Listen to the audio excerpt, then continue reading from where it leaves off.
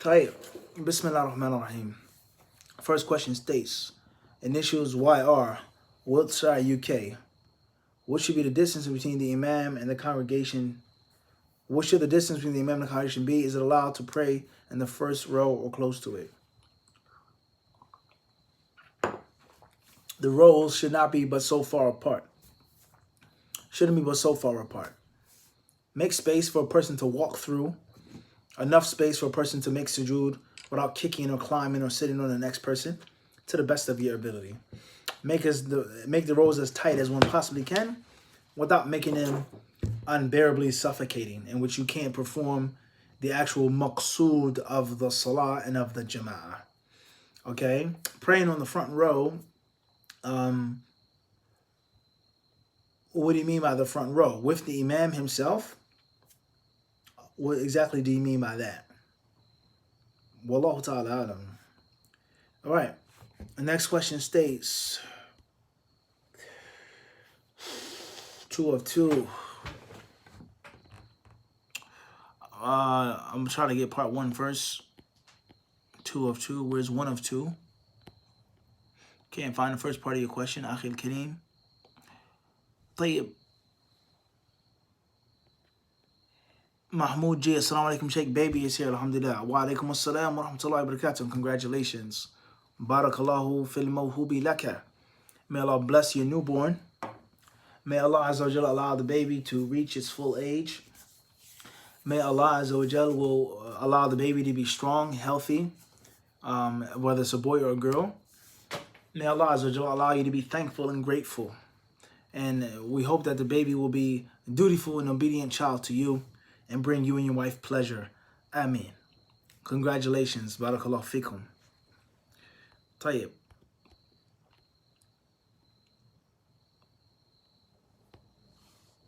Abu Munib, I don't see the first part of your question. All I see is the second part of it. YR from Wiltshire, UK. Well, when ordering steak, do we have to order a well-done steak? Is medium rare allowed, or does it have blood in it? Tayyib. The blood that's unlawful in al-Islam is dam masfuh. Daman masfuha. The blood that squirts and pours forth. And that is at the time of slaughtering. As some cultures and races and religions, they'll take a cup and they'll cut the cow. The cow's not dead. They're not even slaughtering the cow. And they'll collect the blood and they'll drink the blood. They'll put the blood on themselves ceremonially, whatever the reason is. That's the blood that you cannot eat. You cannot, you can't take that into your body.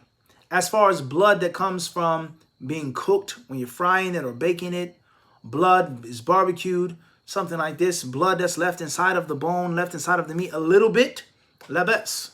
And one of the main purposes of the slaughter is for the blood to leave the body vigorously, cleaner, etc. But that doesn't mean that there can't be a little bit of blood left over. And it doesn't mean that your steak has to be brown and that your steak has to be like a dry piece of styrofoam. It doesn't mean that. Many Muslims have that misconception. Now you're eating something which is not tight. Let's move forward now. Is it haram to eat raw meat? Is it unlawful to eat raw meat? Where's the proof stating that you can't have raw meat? Where is the dalil from Quran and Sunnah stating that you have to cook your meat? Where does it state that? The Quran talks about blood that pours forth. So before a person even gets into the concept of the blood in the steak, why does the steak have to be done all the way? That's first and foremost. Secondly is the steak being a little red in the middle doesn't mean that it's full of blood. Now me personally, I would need a steak that has blood dripping out of it in the middle. But at the same time, the chefs that I know and the culinary artists that I know that have cooked for me and I've learned things from, they say that red meat is not meant to be brown in the middle and which is dry and solid. It's not meant to be like that. It's a steak. It's meant to be juicy in the middle, tender in the middle, seared on the outside, so on and so forth. So I think it's an issue of culture and it has to be taken back to the proper Islamic understanding. Blood that's pouring forth, a blood pie, a blood sausage, one thing. Versus the steak is done, it's no blood in it, but it's not cooked fully brown into the center, and which is dry and shriveled up. Wallahu a'lam. Next question states,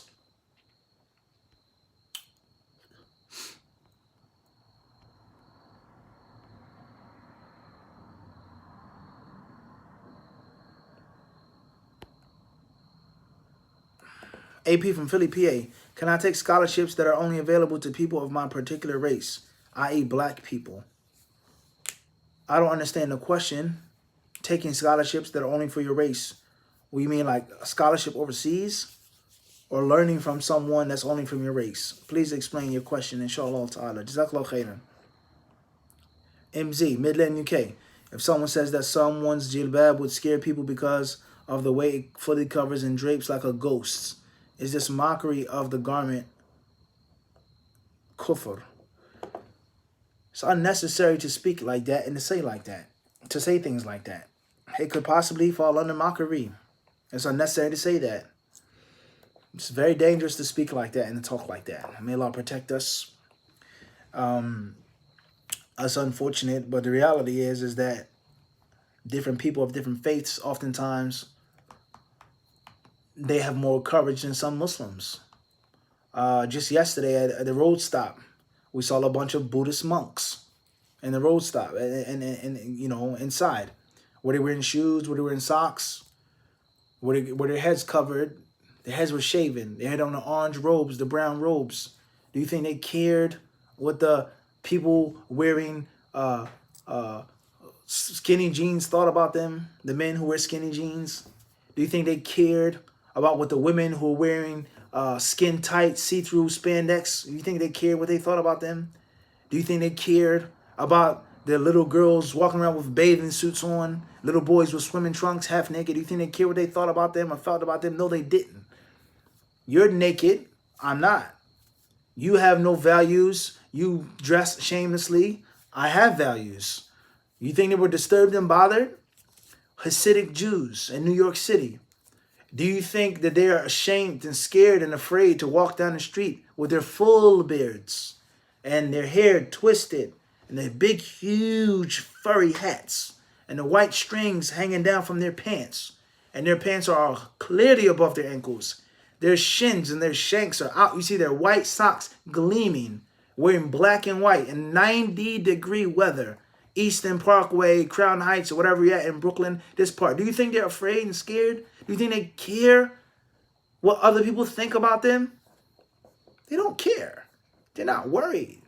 You dress half naked. You're wearing skinny pants, a grown man, your pants hanging off your behind. You get your t-shirt tucked in, your underwear is sticking out. That's the way you choose to dress. Me, I have my religion. I have my way. I have my spirituality. I have my laws. And that's how I dress. So why, as Muslims, why are we so concerned and worried about how non-Muslims feel about how we dress? What's the big deal? Who are you afraid of? Who are you scared of? Who are you trying to get to accept you and to like you and to befriend you? This is scary. And it's not a trivial, small issue. You are ashamed at the people that are dressed naked, the people that are dressing to fit in, the people dressed like homosexuals, the woman who walks down the street dressed like a man. You're ashamed of how they look at you. And it should be the opposite. You're upon the fitrah. You're upon the deen. You have courage and strength. And they're weak and scared. And their fitrah has been changed. And you allow them to dominate and to dictate to you how you can dress. And you don't want to scare them and offend them. My beard is too long. It's going to be scary. I have to trim it and shave it. A thobe is too intimidating. I have to just wear, a kameez. Or I should wear pants like the people in my country. It's bad, it's not haram. Let me put my pants beneath my ankles. I don't want to stick out like an oddball. The niqab is too offensive. And the list goes on of the fear and the terror that we have in our hearts against the people that should be afraid of how they dress in front of us. So it's unfortunate. And of course, whatever is in the heart is worse than that which comes off of the tongue. We also allowed to protect us from being afraid and scared and wanting to be accepted and wanting to fit in. And I think one of the easiest and best proofs for this issue, as I just said to you, is look at how those Buddhists dress. Look at how those Orthodox Hasidic Jews, look how they dress. Okay? Look at those people who follow their different religions. Look how they dress. They're not ashamed. They're not scared. They're not begging for anything from the people that don't follow their religion. They walk down the street. So what that it's 90 degrees? I have on a suit jacket, I have a white shirt on, I have on pants, I have on a hat. No one ever goes up to the Jewish person and say, are you hot in that? Are you hot? They don't ask Jewish women, why do you have wigs on your head? Why do you have on long skirts? Why do you guys always have baby strollers and minivans? Why do you have so many kids? They never ask the Jewish people those questions. And if they were to ask them those questions, they wouldn't care. But the Muslims today, Allah musta'an. Don't be oddball. Don't stick out. Fit in with your country. You shouldn't wear this. The niqab is extreme. Gloves are extreme. The beard is scary. The beard is terrifying. They'll think that I'm a terrorist. And so on and so on and so on and so forth. La hawla wa la quwwata illa billah.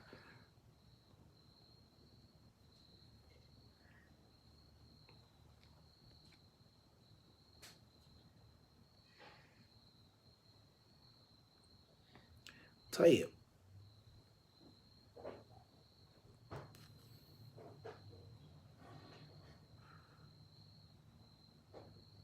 Question says, J.A. from Philadelphia, Pennsylvania. This will be our last question that we'll take tonight. Assalamu alaikum. Can you explain the meaning of the following hadith? The Prophet ﷺ saw in a dream some people were wearing different shirts, reaching the breast, and Umar's shirt was dragging. And the companions asked the Prophet the meaning of the dream. He said it was the religion. Tayyib, what exactly is your intention behind this question? Please explain, inshallah ta'ala. I don't understand exactly what's the question.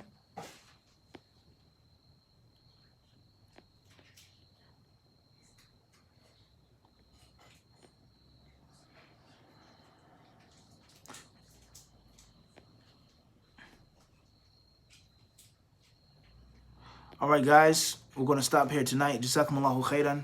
Assalamu alaikum wa rahmatullahi wa barakatuh.